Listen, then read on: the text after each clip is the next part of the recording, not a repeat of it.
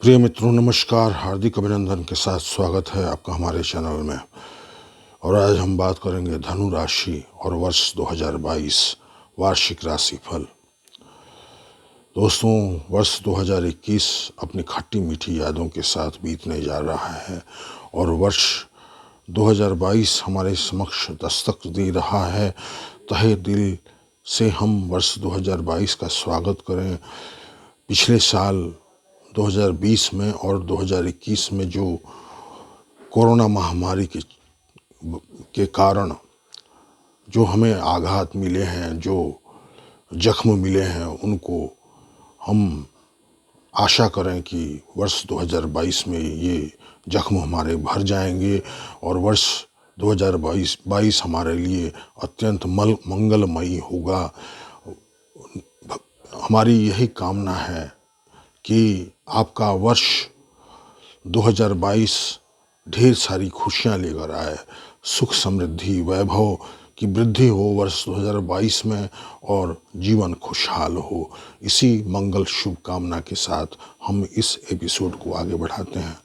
दोस्तों, चैनल को वीडियो को आगे बढ़ाने से पहले एक रिक्वेस्ट है कि यदि आपने अभी तक हमारे चैनल को सब्सक्राइब नहीं किया है तो काइंडली सब्सक्राइब कर लें और बेल का आइकन भी प्रेस कर दें ताकि आगे की वीडियो आपको समय समय पर मिलते रहें। दोस्तों, अंक शास्त्र के मुताबिक हम देखें तो वर्ष 2022 के अंकों को हम जोड़ते हैं जब, तो 2 जोड़ 0 जोड़ 2 जोड़ 2 इज इक्वल टू 6। अर्थात हम इसमें देख रहे हैं कि 2 अंक की बाहुल्यता है, 2 अंक की प्रधानता है। केवल 2 अंक ही हैं तो 2 अंक के स्वामी चंद्रमा माने जाते हैं और 6 अंक के स्वामी शुक्र माने जाते हैं। न्यूमरोलॉजी अर्थात अंक शास्त्र जो ज्योतिष शास्त्र का ही एक हिस्सा है, उसके मुताबिक तो चंद्रमा और शुक्र में काफ़ी कुछ समानता है। इनके कारकत्वों में चंद्रमा और शुक्र दोनों ही कला के कारक हैं। चंद्रमा मन, कल्पना शक्ति, विचार और हमारे मस्तिष्क के कारक हैं। शुक्र फिल्म, अभिनय, designing, music, love matters, luxurious goods, cosmetics, sexual pleasure, marital life और सभी तरह के सांसारिक सुख के जो वस्तुएं हैं, वो भौतिक सुख साधन जो हैं वो शुक्र, उनके कारक शुक्र होते हैं। तो चंद्रमा और शुक्र जो कला के कारक हैं, तो वर्ष 2022 में सामान्य रूप से हम कह सकते हैं कि कला के क्षेत्र में नए नए आयाम स्थापित होंगे। वर्ष 2022 में विशेषकर शिल्प कला, लेखन कला, फिल्म, अभिनय, designing, music, love matters, luxurious goods इत्यादि के मामले में नए नए आयाम स्थापित हो सकते हैं।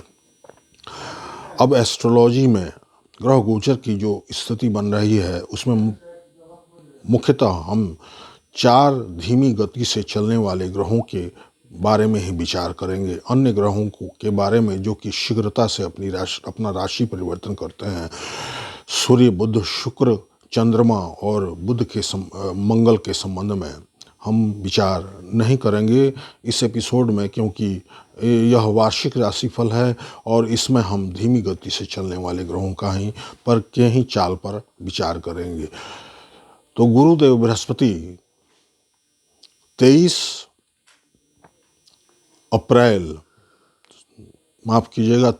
अप्रैल 2022 को अपना राशि परिवर्तन करेंगे और मीन राशि में प्रवेश करेंगे। गुरुदेव 20 नवंबर 2021 को ही कुंभ राशि में गोचर कर चुके हैं, 3rd हाउस में धनु राशि वालों के। ज्ञात हो कि गुरुदेव बृहस्पति धनु लग्नों वालों के लिए अत्यंत राजयोग कारक ग्रह हैं। लग्नेश अथवा राशेश हैं और साथ ही 4th भाव के भी स्वामी हैं। केंद्राधिपति दोष लगता, किंतु वो लग्नेश हैं, इसलिए केंद्राधिपति दोष उन पर नहीं हावी होगा, नहीं लगेगा और शुभत्व ही प्रभावी होगा। 9 ग्रहों में गुरुदेव बृहस्पति वैसे भी स्वभाव से सबसे शुभ ग्रह माने जाते हैं और धनु लग्न वालों के लिए सर्वश्रेष्ठ ग्रह माने जाते हैं। तो अब शनि के संबंध में देखें तो शनि देव जो कि एक राशि में 2.5 वर्ष तक गोचर करते हैं, तो वो मकर राशि में गोचर कर रहे हैं फिलहाल सेकंड हाउस में। 29 अप्रैल 2022 को कुंभ राशि में अर्थात थर्ड हाउस में अपने मूल त्रिकोण की राशि में गोचर करेंगे और 29 अप्रैल से 12 जुलाई तक कुंभ राशि में रहेंगे। 12 जुलाई के बाद पुनः मकर राशि में आ जाएंगे और मकर राशि में वक्री होंगे, मार्गी होंगे। इस तरह से वर्षांत तक मकर राशि में ही शनि गोचर करेंगे। इस तरह से पूरे वर्ष 2022 में शनि का गोचर मकर और कुंभ राशि अर्थात उनकी स्वयं की राशियों में ही हो रहा है। गुरुदेव बृहस्पति 13 अप्रैल के बाद से वर्षांत तक मीन राशि में ही गोचर करेंगे। वहाँ वक्री होंगे, अतिचारी होंगे, मार्गी होंगे। इस तरह से 1 साल का उनका टर्म पूरा होगा। और राहु केतु किसी एक राशि में 18 महीने गोचर करते हैं। राहु का गोचर 12 अप्रैल 2022 को वृषभ राशि से निकलकर मेष राशि में और केतु का वृश्चिक राशि से निकलकर तुला राशि में होगा। इस तरह से हम देखते हैं कि इन चारों ग्रहों का राशि परिवर्तन वर्ष 2022 में हो रहा है। 2021 में गुरु को छोड़ दें तो शनि और राहु केतु का राशि परिवर्तन नहीं हुआ था और वर्ष 2022 में इन चारों ग्रहों का राशि परिवर्तन होने से हम यह निश्चित रूप से अंदाज़ा लगा सकते हैं कि वर्ष 2022 काफ़ी घटनाओं से भरा हुआ होगा और अनेक प्रकार के परिवर्तन लेकर आएगा। सकारात्मक भी ला सकता है, नकारात्मक भी ला सकता है। डिपेंड करता है आपकी जन्मपत्री में कैसे ग्रहों की दशा अंतर्दशा चल रही है और गुरु शनि राहु केतु की स्थिति आपके जन्मपत्री में कैसी है। सामान्य रूप से जो राशिफल है उसके मुताबिक गुरु जो कि थर्ड हाउस में होंगे 13 अप्रैल तक, तो सामान्य रूप से छोटे भाई बहनों का सहयोग प्राप्त होगा। छोटी मोटी धार्मिक तीर्थ यात्राएं हो सकती हैं और पड़ोसियों से संबंध अच्छा होगा। साहस पराक्रम में वृद्धि होगी। व्यक्तित्व शानदार होगा।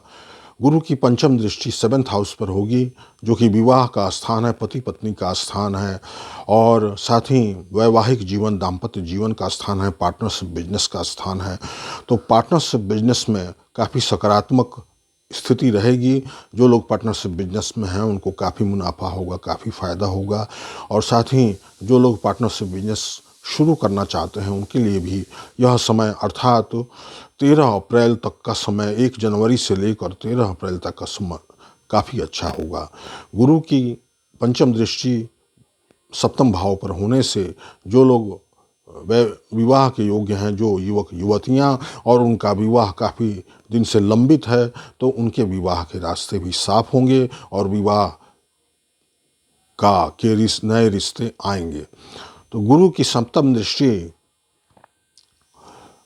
9वें भाव पर 9th हाउस पर होगी। गुरु अत्यंत ही राजयोग कारक ग्रह हैं, तो गुरु की जब 9th हाउस पर दृष्टि पड़ेगी तो धर्म के प्रति श्रद्धा जगेगी, अध्यात्म के प्रति श्रद्धा जगेगी, ज्ञान का विस्तार होगा, विद्वता का विस्तार होगा और पिता का सहयोग प्राप्त होगा, पिता का स्वास्थ्य अच्छा होगा, पिता की तरक्की होगी, पिता सहयोगी साबित होंगे। गुरु की 9वीं दृष्टि 11th हाउस पर होगी तो गुरु की दृष्टि 11th हाउस पर होने से और शनि के मकर राशि में अपने स्वयं की राशि में 2nd हाउस में गोचर से, हालांकि 7.5 का अंतिम चरण चल रहा है, फिर भी आर्थिक स्थिति काफ़ी कुछ सुदृढ़ बनेगी गुरु की 9वीं दृष्टि 11th हाउस पर पड़ने से। शनि